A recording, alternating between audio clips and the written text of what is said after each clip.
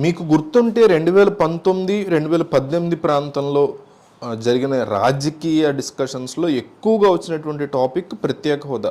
ఆంధ్రప్రదేశ్కి ప్రత్యేక హోదా కావాల్సిందే అనే నినాదంతో జగన్మోహన్ రెడ్డి విపరీతమైనటువంటి ప్రొటెస్టులు చేశారు, ఉద్యమాన్ని లేవనెత్తారు. ప్రజల్లో ముఖ్యంగా యువతలో ఆంధ్రప్రదేశ్కి ప్రత్యేక హోదా నేను తీసుకొస్తాను, వస్తేనే ఆంధ్రప్రదేశ్కి ప్రత్యేక హోదా వస్తేనే ఏపీ యొక్క భవిష్యత్తు బాగుంటుందనేసి ఆయన చాలా కరాఖండిగా ప్రజల్లో విస్తృతంగా ప్రచారం చేశారు. అయితే అధికారంలోకి వచ్చిన తర్వాత 22 మంది ఎంపీలు ఉన్నా కూడా ఇది సాధ్యపడే విషయం కాదు. ఎందువల్ల సాధ్యపడదంటే ఎన్డీఏకి పూర్తి మెజారిటీ వచ్చేసింది, సో ఈసారి వర్కౌట్ అవ్వదు అన్నట్టుగా ఆయన చెప్పారు.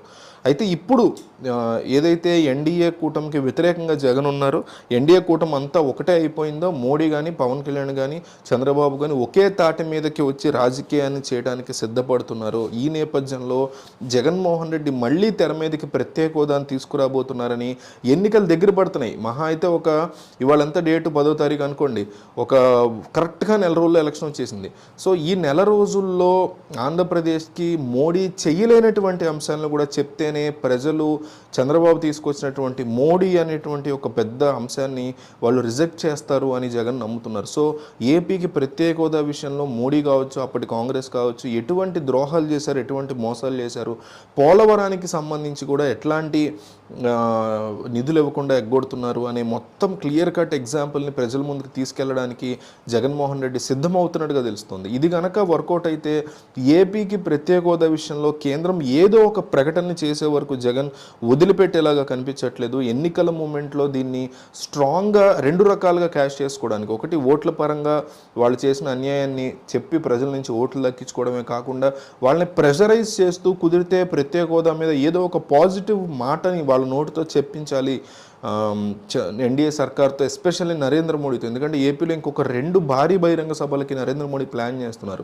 సో ఈ సభలు జరిగే ముందే ప్రత్యేక హోదా గురించి కేంద్రం ఇచ్చినటువంటి మాటలు కానీ, గత కాంగ్రెస్ ప్రభుత్వం ఇచ్చిన దాన్ని ముందుకు తీసుకెళ్తామని మోడీ ప్రభుత్వం కానీ బీజేపీ ప్రభుత్వం కానీ చెప్పినటువంటి అంశాలని ఎక్కువగా ప్రజల్లోకి తీసుకెళ్తాం వల్ల మోడీ మీద ఒక రకమైన ప్రెషర్ బిల్డ్ చేయడానికి జగన్మోహన్ రెడ్డి ప్రత్యేక హోదా అంశంలో ఎస్పెషల్లీ ప్రెషర్ బిల్డ్ చేయడానికి ప్లాన్ చేస్తున్నట్టుగా తెలుస్తుంది. సో ఈ మహాయుద్ధం మొదలవబోతోంది కొద్ది రోజుల్లో. ప్రజలు ఎవరి వైపు ఉన్నారు, ఓట్ ఫర్ జగన్ లేదా ఓట్ ఫర్ చంద్రబాబు అని చాలా సింపుల్గా క్లియర్గా మీ అభిప్రాయాన్ని తెలియజేయండి.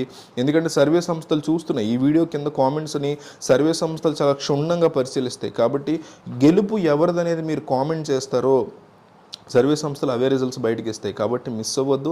మీరు సపోర్ట్ చేసే నాయకుడిని క్లియర్గా గెలిపించుకునే ప్లాట్ఫామ్ ఇది. ఒక చిన్న కామెంట్తో మీరు సర్వే సంస్థలను ప్రభావితం చేయవచ్చు. కింద 200 కామెంట్లు ఉంటే 150 కామెంట్లు ఎవరు ఉన్నాయనే చూసుకుని వాళ్ళు రిజల్ట్స్ ఇస్తారు. కాబట్టి ఓట్ ఫర్ జగన్ లేదా ఓట్ ఫర్ చంద్రబాబు, మీ అభిప్రాయాన్ని చెప్పండి.